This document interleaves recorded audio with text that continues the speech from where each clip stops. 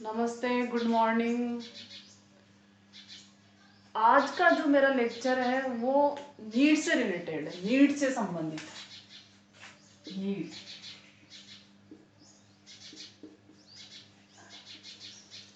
वो हिंदी मीडियम के स्टूडेंट जो नीट एग्ज़ाम देना चाहते हैं। अभी लॉकडाउन चल रहा है तो कोई कोचिंग्स वगैरह ज्वाइन नहीं कर पाते, सेल्फ स्टडी ही उनके पास एक ऑप्शन है।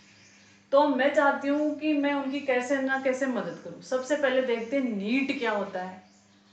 नीट होता है national eligibility cum entrance test. मैं इसका फुल फॉर्म लिख देती हूँ। नेशनल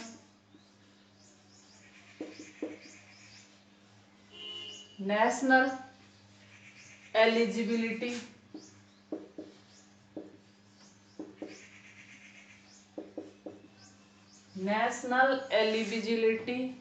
कम national eligibility cum entrance test.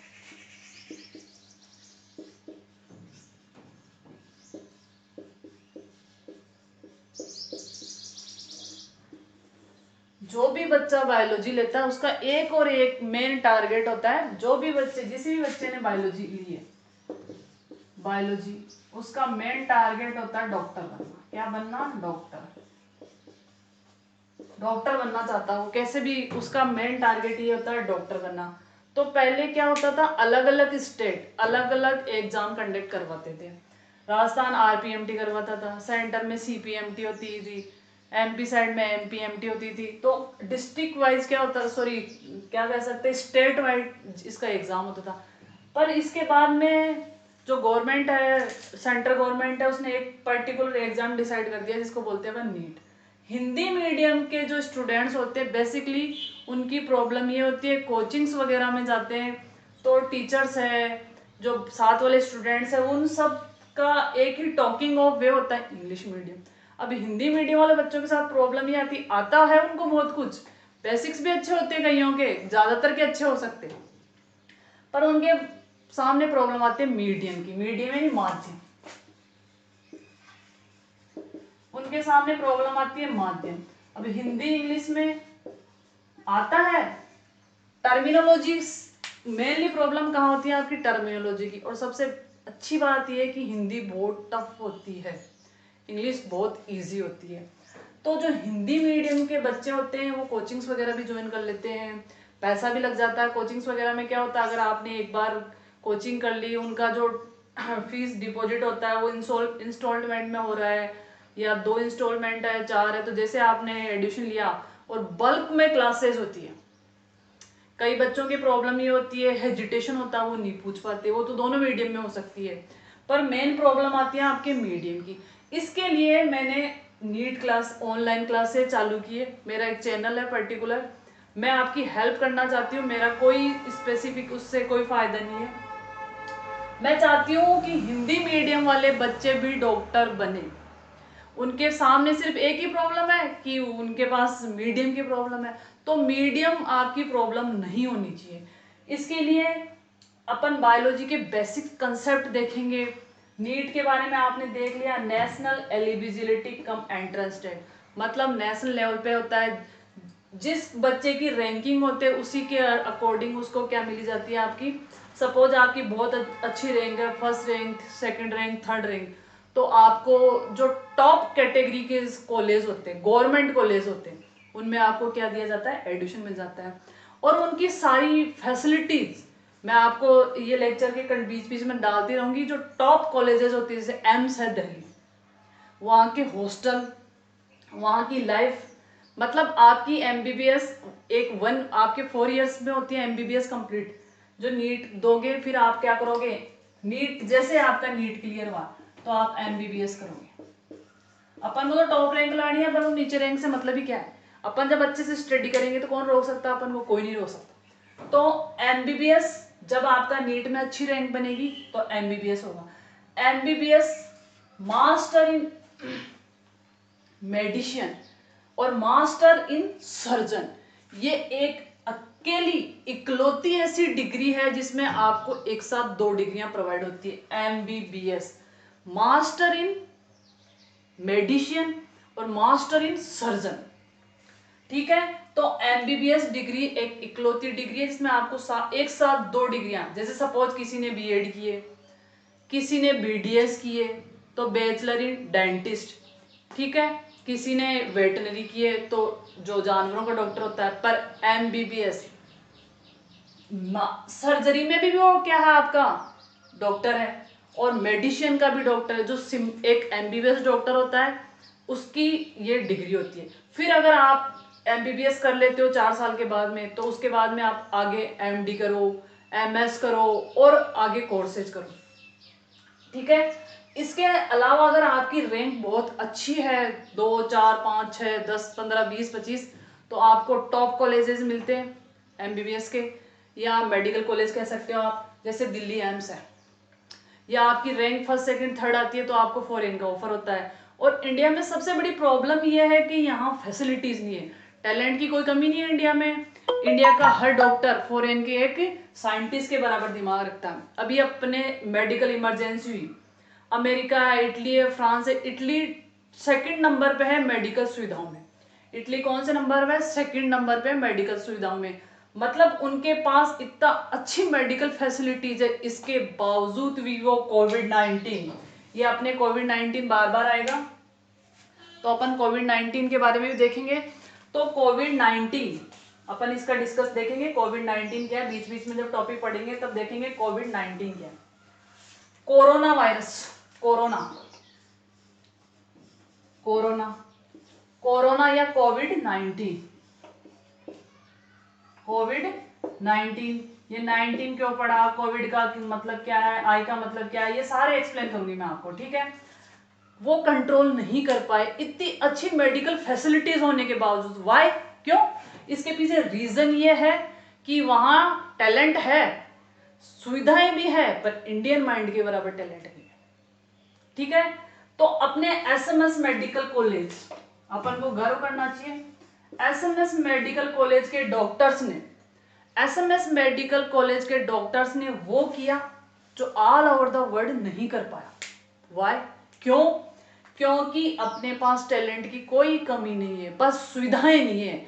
अगर उतनी फैसिलिटीज इंडिया में होती, राजस्थान में होती, तो मेरे हिसाब से जो इतने पेशेंट आ रहे हैं 14,000 के समथिंग इंडिया में, सॉरी राजस्थान में 1100-1200 के समथिंग हो रहे, तो वो नहीं होते।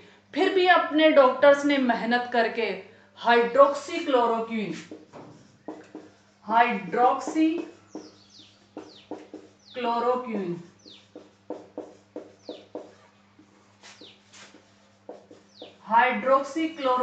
ये वो दवा है जिसका उपयोग कहाँ किया जाता? मलेरिया के उपचार में किया जाता।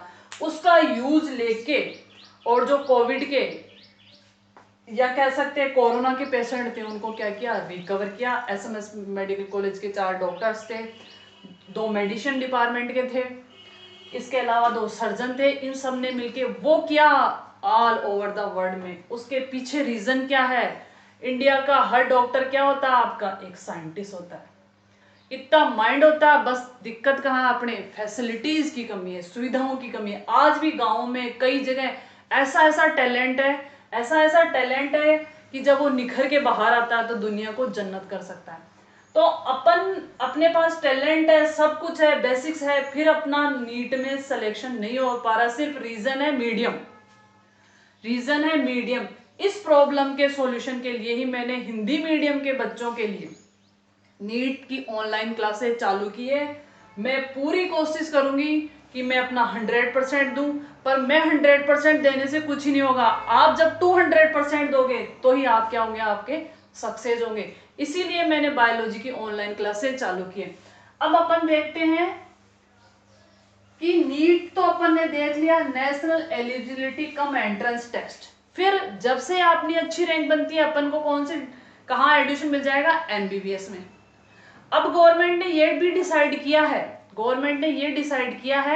कि नीट के थ्रू एमबीबीएस में भी आपको नीट के थ्रू एडमिशन मिलेगा। अगर आप नर्सिंग कर रहे हो तो भी, बीडीएस कर रहे हो तो भी, वेटनरी कर रहे हो, रेडियोथेरेपी, फिजियोथेरेपी कुछ भी कर रहे हो तो आपको नीट के थ्रू मिलेगा। ऐसे आप सपोज आपका नीट में नहीं हो रहा तो आप कहीं दूसरे प्राइवेट कॉलेज से वगैरह से कर रहे हो नीट, तो आपके इतना पैकेज लगता है कि शायद हर कोई बंदा उसको अफोर्ड नहीं कर पाता। अगर आपकी टॉप रैंक आ जाती है तो आप अच्छे मेडिकल कॉलेज में आपका एडमिशन होगा। इसके अलावा आपके बिल्कुल भी मतलब ये कह सकते हो साल में 10 से 15 हजार का खर्च आएगा, उसमें आपकी क्या हो जाएगी 1 साल की डिग्री, 5 साल में मान लो 50,000 रुपये, 50,000 रुपये आदमी 5 साल में अफोर्ड कर पाता। इसके अलावा अगर आपकी सपोज दिल्ली एम्स में हो गया, आपको पूरा रूम मिलेगा, आप अपने अकॉर्डिंग उसको मॉडिफाई कर सकते हो, आप उसके अकॉर्डिंग अपने अकॉर्डिंग उसको मॉडिफाई कर सकते हो। आपको कैंटीन मिलेगा फ्री, कैंटीन की भी अलग अलग कैटेगराइज होती है, से फूड वाला आपका अलग है, कॉफी वाला कॉफीटेरिया अलग है। अंदर जाने के लिए कैंपस में अंदर जाने के लिए आपको व्हीकल्स मिलेंगे। तो लाइफ एक अलग लाइफ है। और सबसे अच्छी बात यह है मेडिकल प्रोफेशन, डॉक्टर हो, नर्सेज हो, पैरामेडिकल स्टाफ हो, रेडियोग्राफी वाला हो, कुछ भी हो, जो मेडिकल स्टाफ है वो भगवान है। क्यों भगवान है? क्योंकि वो किसी पेशेंट को बचाता है, वो किसी पेशेंट को बचाता है। डॉक्टर्स करते क्या है, आपका जो सिस्टमेटिक सिस्टम चल रहा है, ब्लड सर्कुलेशन है, डाइजेशन है, रेस्पिरेशन है, पाचन श्वसन, इसमें कुछ भी गड़बड़ होगी तो कौन रिकवर करेगा? आपका मेडिकल, कह सकते हैं डॉक्टर्स। अभी और ये एक ऐसा प्रोफेशन है, यह एक ऐसा प्रोफेशन है कभी खत्म नहीं होगा, जब दुनिया खत्म होगी उसी दिन खत्म होगा। अभी अगर वर्तमान को देखा जाए तो इतने ज्यादा मेडिकल स्टाफ्स की जरूरत है, इतनी नर्सिंग की जरूरत है, आपको बिना एग्जाम दिए ही अभी कंडीशन ये ली जा रहा है। क्योंकि मेडिकल प्रोफेशन एक ऐसा प्रोफेशन है जो सेवा भाव से जुड़ा। आज ऐसे डॉक्टर्स हैं, नर्स हैं जो घर वालों से नहीं मिल रहे हैं, उनके बीवी बच्चे कहाँ है। अभी मैंने कल पढ़ा था पेपर में, एक डॉक्टर है, शायद वो फिजिशियन है, और उसकी बीवी के किडनी की प्रॉब्लम है, 2 छोटी लड़कियां हैं, पर वो उनसे नहीं मिल पा रहा क्योंकि इन्फेक्शन का खतरा है, पर वो कई हजारों करोड़ों लोगों की लाइफ बचा रहे हैं। तो ये प्रोफेशन ऐसा प्रोफेशन है, गांव शहर गली मोहल्ला घर परिवार हर जगह इसकी रिक्वायरमेंट है। और ये कब पॉसिबल है? जब आप क्या करोगे, नीट का एग्जाम दोगे, अच्छी कैटेगरी के डॉक्टर्स बनोगे, टॉप लेवल के डॉक्टर्स बनोगे। और वो कब पॉसिबल है? जब मेहनत करो। नीट कोई बहुत बड़ा एग्जाम नहीं है। अगर इंसान ठान ले, जो कमांडो ट्रेनिंग्स होती है, कमांडो को कितनी भयंकर ट्रेनिंग दी जाती है, ये कह सकते हो आपको इतनी टिपिकल ट्रेनिंग दी जाती है, तब जाके वो कमांडो बनते हैं। सोने को तपाते हो तब जाके उससे गहने बनते हैं, वो निखरता है। तो आपको ट्रेनिंग के लिए तैयार रहना है, लगातार मेहनत करनी है। तो नीट कोई बहुत बड़ा एग्जाम नहीं, इसको फोड़ डालोगे आप, ठीक है। इसके अलावा मेडिकल की रिक्वायरमेंट हमेशा हमेशा बनी रहती है। और डॉक्टर को भगवान इसीलिए कहा जाता है क्योंकि वो कईयों की लाइफ बचाता है, कईयों की लाइफ बचाता है। तो अपन इसी को ध्यान में रखते हुए आज से नीट की तैयारी करेंगे। अब नीट की तैयारी में मेन इंपॉर्टेंट चीज क्या है, क्या पढ़े, कहाँ से पढ़े, कौन सा टॉपिक पढ़े, मैटर सबके पास होता है। 10th में भी अपन ने साइंस पढ़ी है, 12th में भी पढ़ी है, कैसे पढ़े क्या पढ़े वो सब देखेंगे अपन। सबसे पहले नीट एग्जाम में मैं बायोलॉजी की बात करूंगी। 3 सब्जेक्ट होंगे, बायोलॉजी, केमिस्ट्री, फिजिक्स, 3 सब्जेक्ट होंगे। बायोलॉजी होगी आपकी 360 नंबर की, फिजिक्स होगी आपकी 180 मार्क्स की, और केमिस्ट्री भी होगी आपकी 180 मार्क्स। अब किसका वेटेज ज्यादा है? बायोलॉजी। तो बायोलॉजी को अपन को डिटेल से स्टडी करनी है, कहां से करनी है, कैसे करनी है, वो सब मैं आपको गाइड करूंगी, मेहनत आपको करनी है। तो अब अपन बात करते हैं बायोलॉजी की। 360 ऑफ 360 मार्क्स कैसे आएंगे, कहां से पढ़ें, क्या छोड़ें, कुछ समझ में नहीं आ रहा। तो सबसे मेन इंपॉर्टेंट चीज है बायोलॉजी, या तीनों सब्जेक्टों की बात करें या नीट की बात करें तो आपके आता कहां से? एनसीईआरटी, एनसीईआरटी नाम सुना होगा, एनसीईआरटी। एनसीईआरटी की बुक्स आती है, एनसीईआरटी की बुक से लाइन टू लाइन क्वेश्चन आते हैं। मजा हो गया अब तो। एनसीईआरटी बुक कौन सी है, कौन सी, 11th और 12th। कौन सी क्लास की है आपकी, 11th and 12th class. 11th और 12th क्लास की जो एनसीईआरटी है रट डालते हैं, 2 महीने में रट देंगे, 2 महीने में रट देंगे। पढ़ी हुई तो है ही, 11th 12th में पढ़ते आए, कोई नई बात तो है नहीं। लग रहा है बहुत ईजी, ये बहुत टफ है। एनसीईआरटी की लाइन टू लाइन क्वेश्चन आएंगे, पर उस एक लाइन में, एनसीईआरटी की उस एक लाइन में बहुत कुछ छुपा रहता है। एनसीईआरटी की उस एक लाइन में बहुत कुछ छुपा रहता है, और वो कब निकल के बाहर आएगा, जब आप बिहाइंड एनसीईआरटी जाएंगे, एनसीईआरटी से आगे पीछे, तब जाके आपको पता चलेगा कि एनसीईआरटी में एक्चुअल में है क्या। और उसके लिए आपको टीचर्स की हेल्प चाहिए, तो वो हेल्प मैं करूंगी आपकी, ठीक है। तो अपन क्या पढ़ेंगे, एनसीईआरटी को फॉलो करेंगे। एनसीईआरटी में बहुत कुछ दे रखा है, पर क्वेश्चन एनसीईआरटी से ही आएगा, पर अपन को समझना पड़ेगा कि कह क्या रहा है। एनसीईआरटी की एक लाइन में बहुत कुछ छुपा रहता है। अब उसने लिख दिया, सपोज एक एग्जांपल दे रही हूं, प्रोकैरियोटिक और यूकैरियोटिक कोशिका। Prokaryotic cell, eukaryotic cell, prokaryotic cell और यूकैरियोटिक। तो क्वेश्चन आ गया, कोशिकाएं 2 प्रकार की होती है, प्रोकैरियोटिक और यूकैरियोटिक। एक लाइन में काम खत्म। पर प्रो का मतलब क्या होता है, यू का मतलब क्या होता है, ये भी तो पता होना चाहिए आपका। प्रो प्रिमिटिव, आधे, जिसको बोलते हैं आधे। कैरियन का मतलब, कैरियन का मतलब केंद्रक, न्यूक्लियस। तो ऐसी कोशिका, बस वो देगा, पादपों और जंतुओं में प्रोकैरियोटिक और यूकैरियोटिक कोशिकाएं पाई जाती हैं। प्रो का मतलब आधे, कैरियन का मतलब न्यूक्लियस। तो ऐसी कोशिका जिसमें आधे केंद्रक पाया जाता है। अब आधे का मतलब क्या हुआ, वो वाला केंद्रक जो शुरू में निर्माण हुआ था, किसी कोशिका के अंदर केंद्रक का निर्माण होता, वहां से लेके आज तक उसमें कोई परिवर्तन न हो, प्रोकैरियोटिक, वैसा का वैसा है। इसके अलावा प्रो का मतलब क्या हुआ, प्रोकैरियोटिक कोशिका का मतलब ऐसा केंद्रक जिसके चारों ओर, सपोज ये केंद्रक है, केंद्रक के अंदर क्या होता है, गुणसूत्रीय जाल, क्रोमेटिन जाल, उसके चारों ओर झिल्ली नहीं पाई जाती है। प्रोकैरियोटिक में जैसे उसके चारों ओर कोशिका झिल्ली, सॉरी केंद्रक झिल्ली नहीं पाई जाती है, तो वो क्या हो गया आपकी प्रोकैरियोटिक कोशिका। इसके अलावा इसमें विकसित प्रकार का केंद्रक नहीं होता, मतलब हिस्टोन प्रोटीन नहीं होगी, केंद्रक के चारों ओर झिल्ली नहीं होगी, दोहरी झिल्ली नहीं होगी। ये जो प्रोकैरियोटिक कोशिका केंद्रक है, वो कोशिका में कहीं भी मिल जाएगा आपको। इसको न्यूक्लियोइड क्यों बोलते हैं, केंद्रकाव क्यों बोलते हैं, तो ये सब कहाँ से पता चलेगा आपको, इधर उधर से डिटेल लेने पे, ठीक है। तो ये एक एग्जाम्पल बताया था मैंने। तो अपन बात करेंगे अपने बायोलॉजी की, और बायोलॉजी में अपन पढ़ेंगे एनसीईआरटी। अपन क्या पढ़ेंगे, अपनी एनसीईआरटी। इससे बाहर कुछ नहीं आता है, इससे बाहर कुछ नहीं आता। बस इससे बाहर आता यह है कि वो एक एक लाइन में जो गूढ़ रहस्य छुपे हुए हैं, एनसीईआरटी की एक एक लाइन में जो गूढ़ रहस्य छुपे हुए हैं, उनको आपको समझना है। ये था अपना नीट। तो अपन बात करते हैं आज फंडामेंटल्स।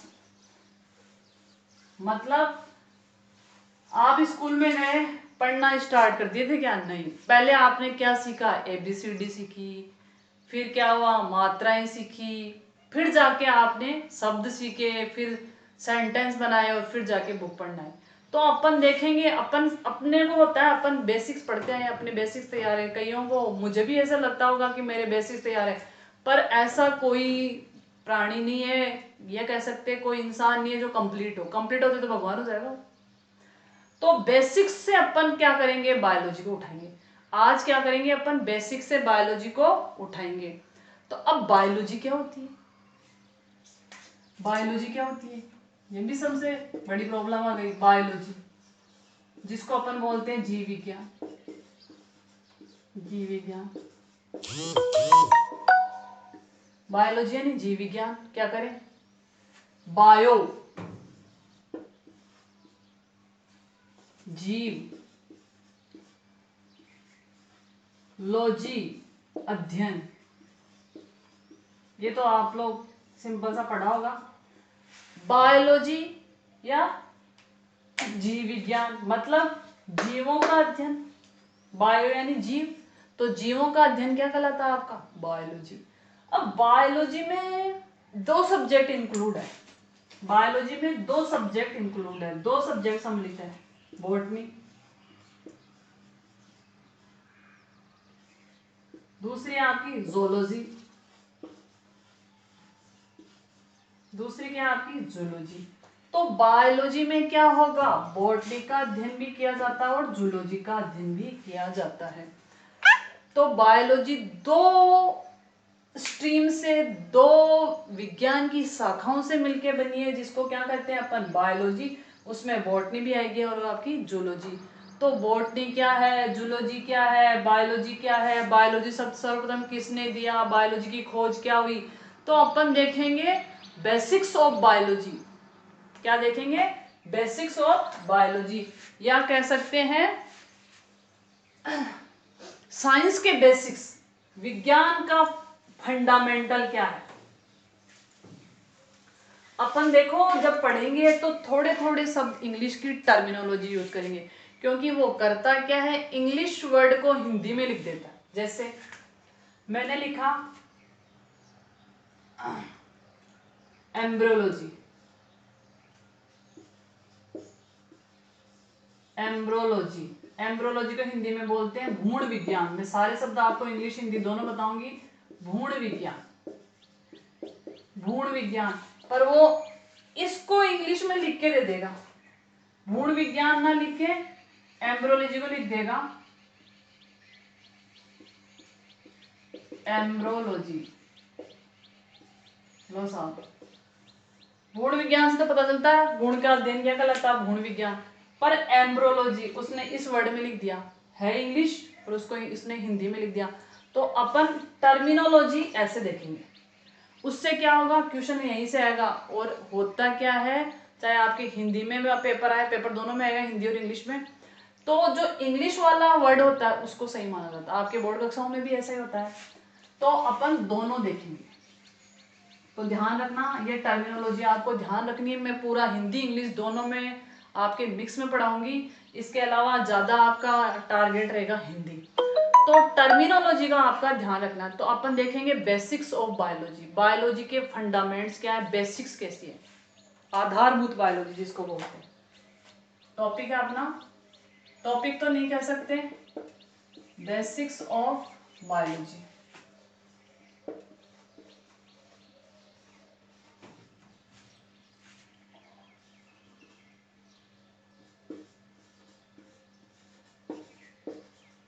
जीव विज्ञान का आधार,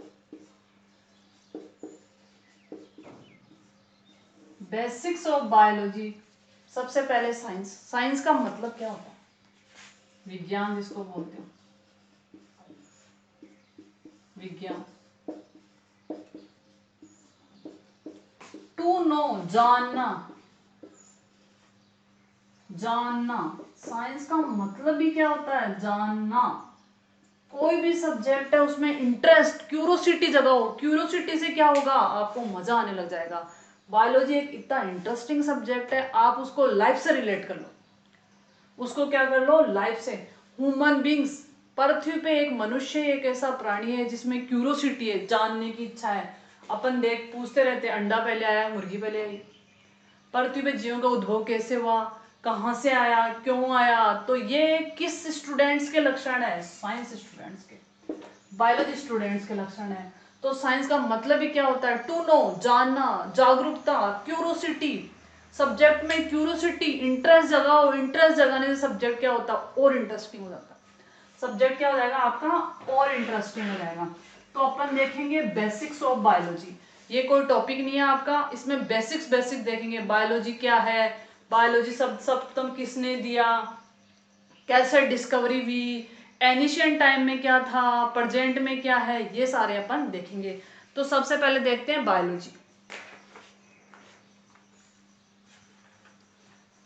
तो सबसे पहले देखेंगे फादर ऑफ बायोलॉजी।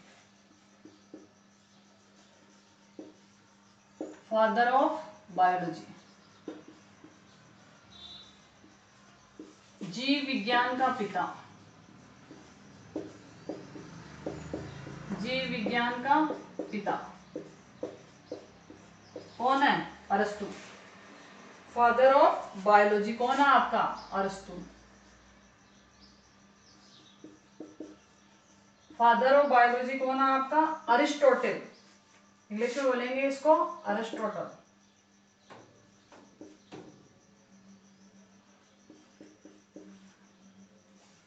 अब देखो अपन ने पहला ही देखा father of biology. Father of biology कौन है? अरस्तु, अरिस्टोटल।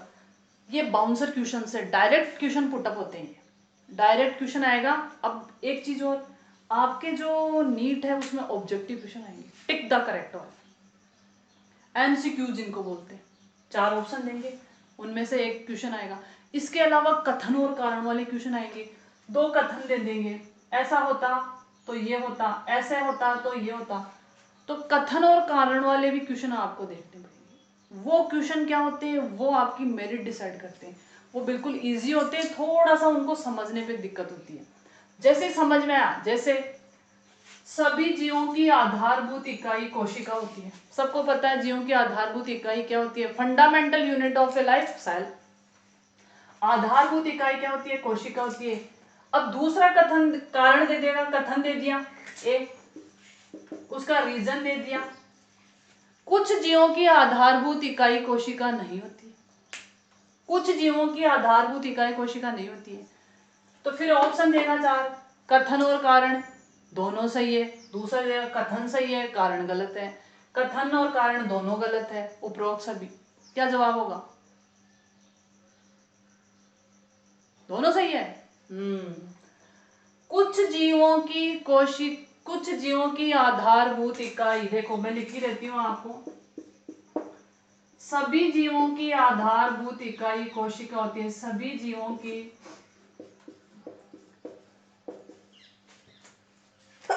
सॉरी, सभी जीवों की आधारभूत इकाई कोशिका होती है।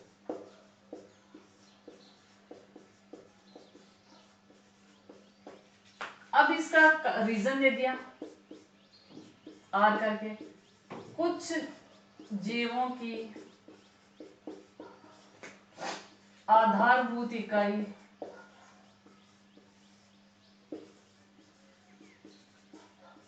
कोशिका नहीं होती है,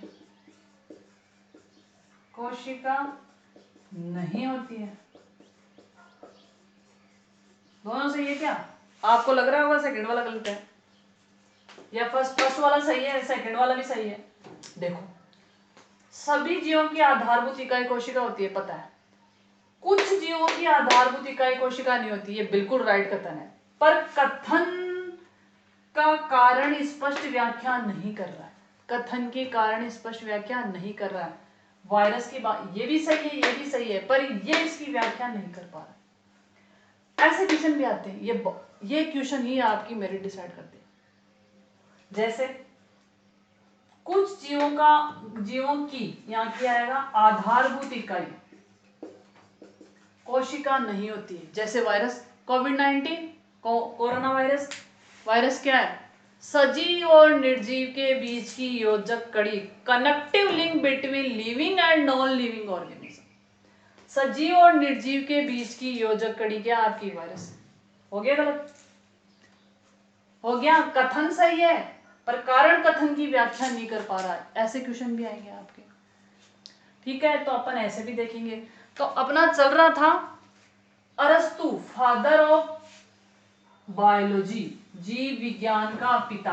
अब यहां से एक क्वेश्चन और बनता है कि इनका काल कौन सा था?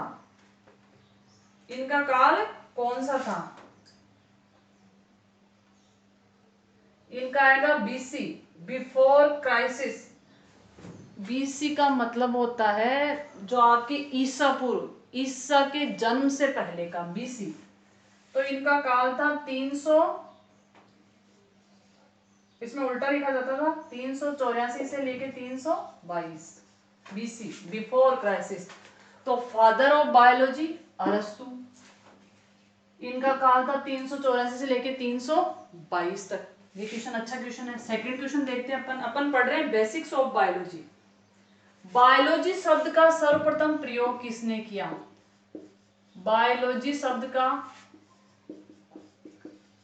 सर्वप्रथम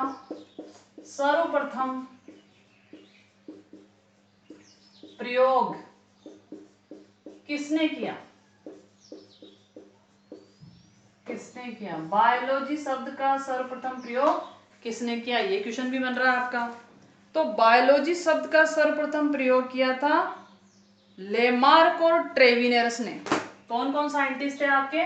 लेमार्क, वही उपार्जित लक्षणों की वंशागति वाला, लेमार्क व ट्रेविनेरस ने बायोलॉजी शब्द का सर्वप्रथम उपयोग किया था लेमार्क व ट्रेविनेरस ने। किसने किया था? लेमार्क व ट्रेविनेरस ने। अब इनका जो काल है वो कब था? 1744 से लेके 1826। इनका टाइम पीरियड था 1744 से लेके 1826 होगा शायद मेरे हिसाब से, 1829, सॉरी 1829। दूसरा क्वेश्चन, बायोलॉजी शब्द का सर्वप्रथम प्रयोग किसने किया? लेमार्क और ट्रेविनेरस ने, 1744 से लेके 1839। ठीक है। अब लेमार्क कौन था? लेमार्क वही जिसने दी थी फिलोसफी जूलॉजिक। ये जूलॉजिस्ट था, जूलॉजी का वैज्ञानिक था। इसने दिया था कौन सा सिद्धांत? उपार्जित लक्षणों की वंशागति। उपार्जित लक्षणों की वंशागति। उपार्जित लक्षणों की वंशागति वेरी वेरी इंपॉर्टेंट। इंपॉर्टेंट क्यों है? क्योंकि लेमार्क की वो पहला साइंटिस्ट था जिसने बुक लिखी थी फिलोसफी जूलॉजी, और यही वो बुक थी जिसमें पहली बार बायोलॉजी के बारे में सबसे पुराना इतिहास कह सकते हैं। बायोलॉजी का सबसे पुराना इतिहास की जो बुक थी वो थी फिलोसफी जूलॉजिक। तो लेमार्क और ट्रेविनेरस ने क्या दिया था? सबसे पहले बायोलॉजी शब्द किसने दिया था? लेमार्क और ट्रेविनेरस ने। अब अपन थोड़ा सा आगे चलते हैं।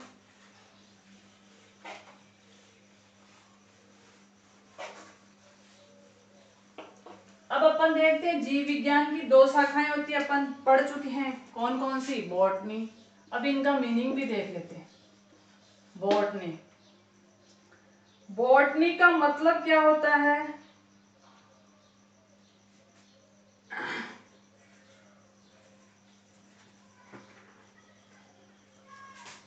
वह साइंस या वह विज्ञान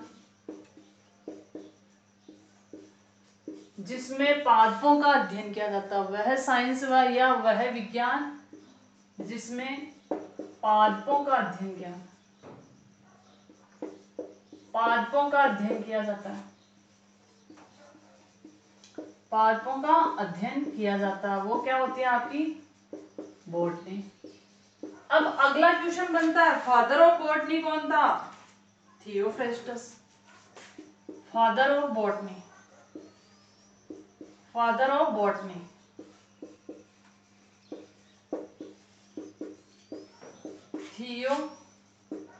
थियोफ्रेस्टस। ये भी अच्छा क्वेश्चन है। फादर ऑफ बॉटनी कौन था आपका? थियोफ्रेस्टस। तो अपन ने देखा कि जीव विज्ञान की 2 शाखाएं होती है, जंतु विज्ञान और वनस्पति विज्ञान। दूसरी कौन सी आ जाएगी आपकी? जंतु विज्ञान या ज़ूलॉजी। ज़ूलॉजी का मतलब जंतुओं का अध्ययन।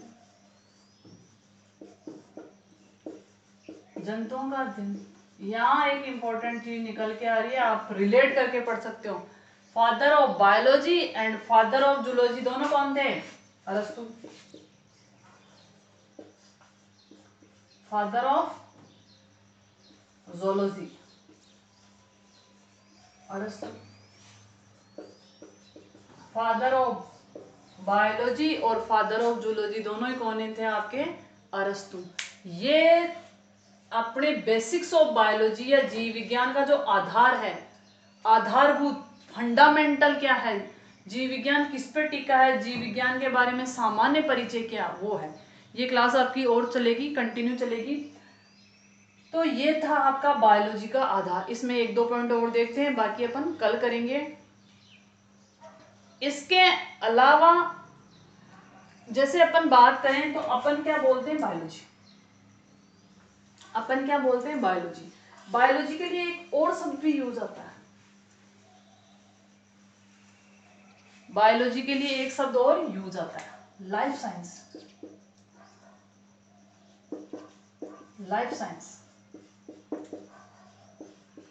फॉरेन कंट्रीज की बात की जाए या इंडिया से बाहर की बात की जाए तो बायोलॉजी को क्या बोला जाता है? Life science. लाइफ साइंस क्यों? क्योंकि लाइफ को सेव करती है। डॉक्टर्स कहाँ आएगा आपके? लाइफ साइंस में। मेडिकल साइंस क्या आपकी? लाइफ साइंस है। तो लाइफ साइंस भी टर्म किसके लिए यूज किया जाता है? इसका अलग से एक इसका दूसरा टर्म है बायोलॉजी का, लाइफ साइंस।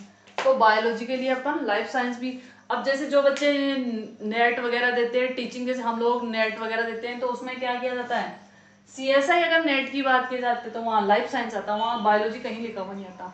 तो बायोलॉजी के लिए एक और शब्द का यूज किया जाता है आपका, लाइफ साइंस। ये क्लास आपको कैसी लगी? कहाँ कुछ प्रॉब्लम हो? अभी तो अपना बेसिक चल रहा है, अभी स्टार्ट किया है। ये आप लोगों के थोड़ी सी हेल्प के लिए मैंने ये स्टार्ट किया है, तो प्लीज़ इसको देखिए, लाइक कीजिए, शेयर कीजिए, कमेंट्स कीजिए। Thank you students.